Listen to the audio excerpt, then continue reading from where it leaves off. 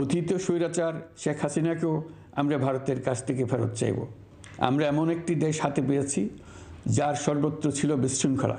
এসবের সঙ্গে জড়িতদের আমরা বিচারের কাঠগড়ায় দাঁড় করাবই।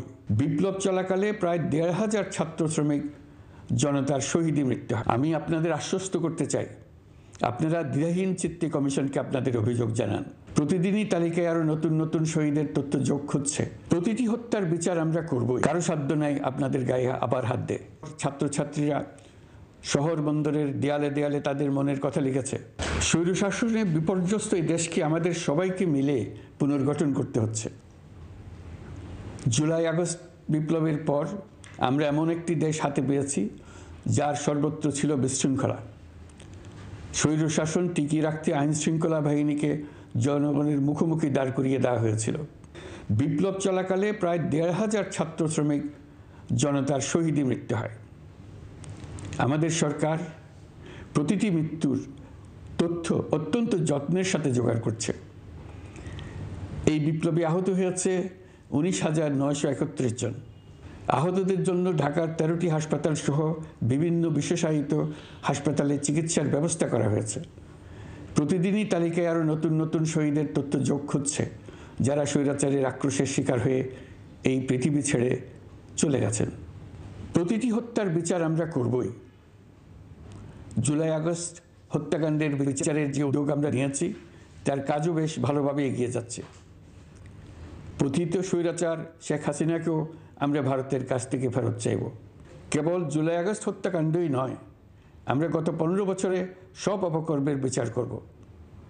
অসংখ্য মানুষ গুম হয়েছে, খুন হয়েছে। এই সময় আমরা গুমের তদন্তে একটা কমিশন গঠন করেছি। কমিশন প্রধান আমাকে জানিয়েছেন অক্টোবর পর্যন্ত তারা ১৬০০ গুমের তথ্য পেয়েছেন। তাদের ধারণা এই সংখ্যা ৩,৫০০ ছাড়িয়ে যাবে। অনেকেই কমিশনের কাছে গুমের অভিযোগ করতে ভয় পাচ্ছেন, এই ভেবে যে অভিযুক্ত ব্যক্তিদের দ্বারা তারা আবার আক্রান্ত হতে পারেন, ক্ষতিগ্রস্ত হতে পারেন। আমি আপনাদের আশ্বস্ত করতে চাই, আপনারা দ্বিধাহীন চিত্তে কমিশনকে আপনাদের অভিযোগ জানান। কারো সাধ্য নাই আপনাদের গায়ে আবার হাত দেয়। গুম কমিশনের সদস্যদের কাছে ভুক্তভোগীদের যে বিবরণ আমরা পেয়েছি তা অত্যন্ত মর্মান্তিক। জুলাই আগস্টের বিপ্লবের পর ছাত্রছাত্রীরা শহর বন্দরের দেয়ালে দেয়ালে তাদের মনের কথা লিখেছে। তাদেরও আগে যারা গুমের শিকার হয়েছে প্রতিটি গোপন আস্তানার দেয়ালে দেয়ালে তারা লিখে গেছেন তাদের কষ্টের মর্মস্পর্শী বিবরণ। তাদের এইসব কষ্টের কথা শুনে আমাদের হৃদয় কেঁপে উঠেছে। এসবের সঙ্গে জড়িতদের আমরা বিচারের কাঠগড়ায় দাঁড় করাবই। অভিযুক্ত যত শক্তিশালী হোক, যে বাহিনীরই হোক, তাকে ছাড় দেওয়ার কোনো সুযোগ নেই।